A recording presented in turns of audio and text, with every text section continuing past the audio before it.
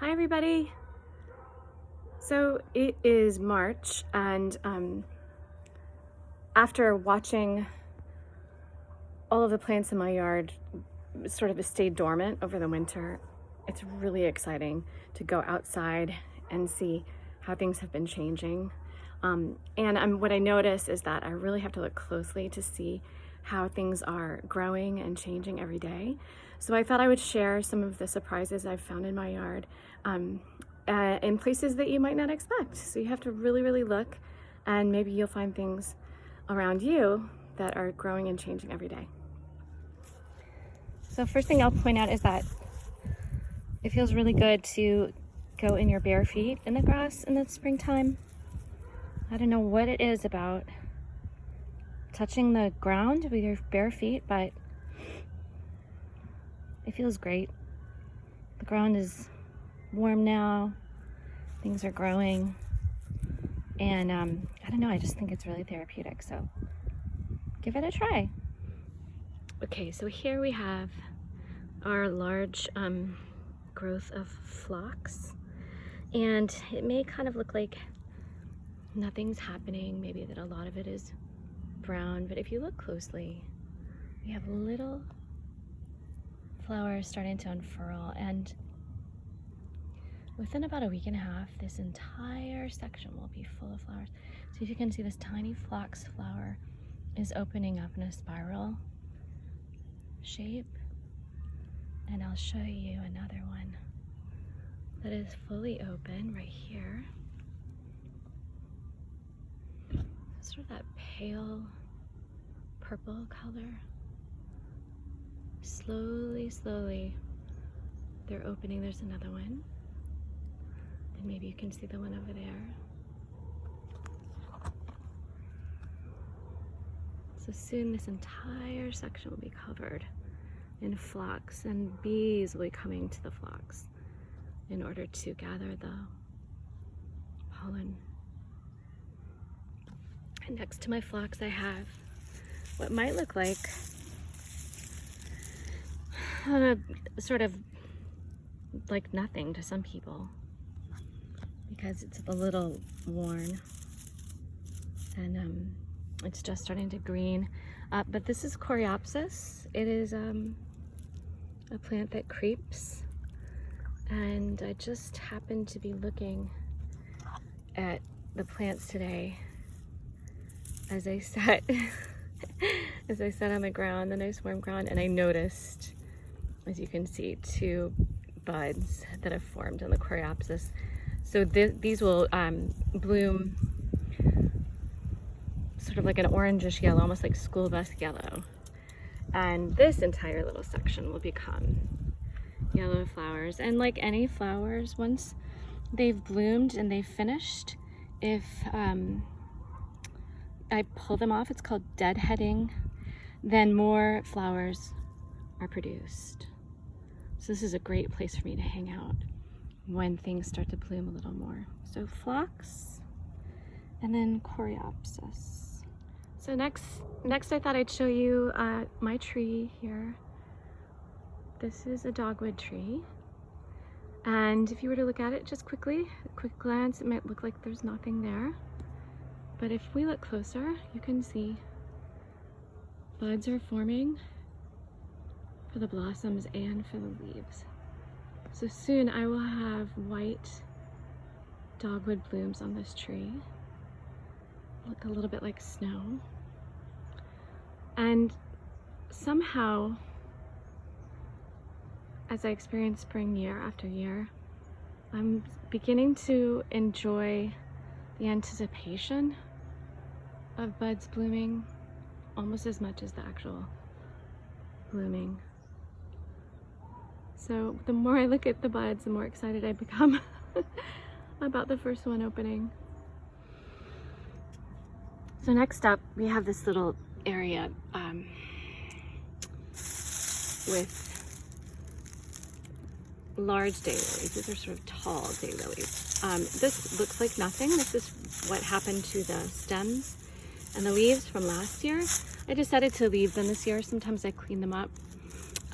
But I also know that in order to protect the plants, they have to have a little bit of what you might call mulch or extra plant matter over them to help them make it through the winter.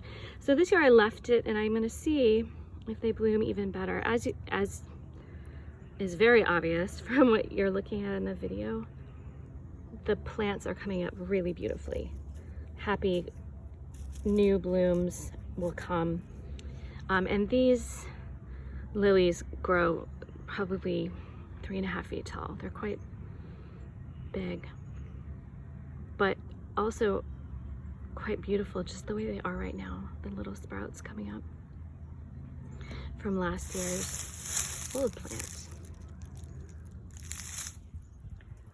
Next up is a plant that I've never had in my yard before. I don't know how it got here. I don't know how the seed landed, but it is a large happy thistle. Some people might consider this a weed. It's very prickly to the touch, and it's sort of prickly to the eye even, with a sort of a star shape or almost like a snowflake. This will grow to 2 feet tall perhaps. It will have a big lavender colored bloom on it.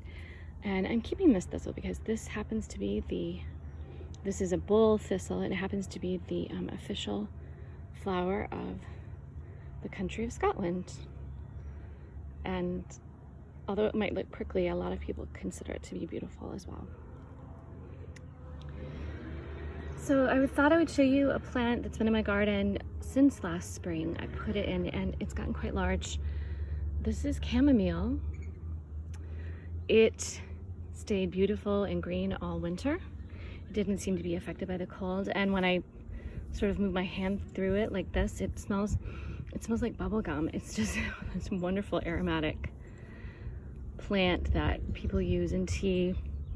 Unfortunately, it didn't really bloom in this spot. I think it's too shady. And the blooms are what are most prized in chamomile. They're used, they're dried and then used in tea. So I'm going to start transplanting my chamomile so it'll bloom a little more. But I was so excited to see that it made it through the winter easily and even seemed to grow a little more. I really wish I could share this scent with everyone. Oh my gosh. It smells like bazooka bubblegum. Yummy. Okay, now I'm in a spot around my house that doesn't look like it would have much growing near bricks and rocks. However, nature finds a way. This is chickweed.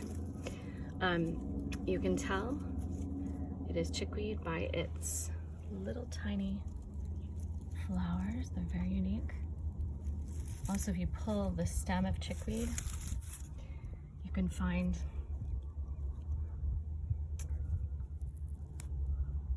a small inner stem. Let's see if I can do it. Oh, look how pretty the flowers are. Oh my gosh.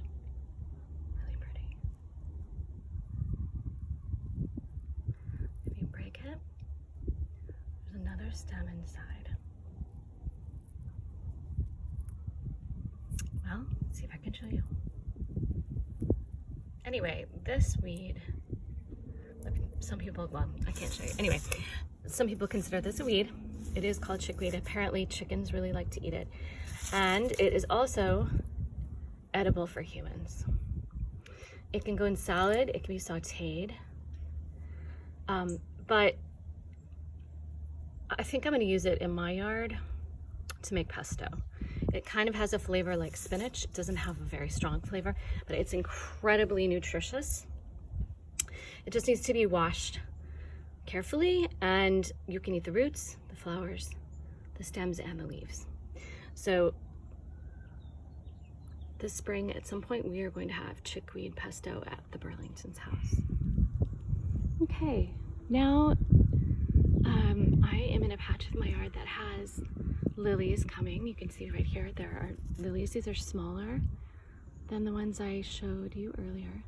But what I really want to show you is something that many people would also consider a weed. This sort of funny, wiry looking plant is actually wild garlic.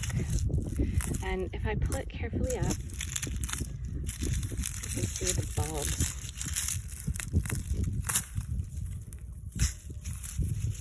Maybe I'll get some and maybe I won't. But by pulling some of this up before, I have found bulbs, and I can confirm what it is by smelling it. It smells like garlic. So this can be cut, cleaned, and will be another ingredient in our chickweed pesto. Pesto traditionally has basil or another green, garlic, parm, walnuts, and olive oil, salt. Sometimes I do a little lemon peel. So this covers the garlic and the greens, right? The chickweed and the garlic. I have plenty here in this little patch that grows wild, along with my beautiful tulips, which were planted by people, and then some chrysanthemums that come up just after the tulips. I hope you enjoyed the tour of my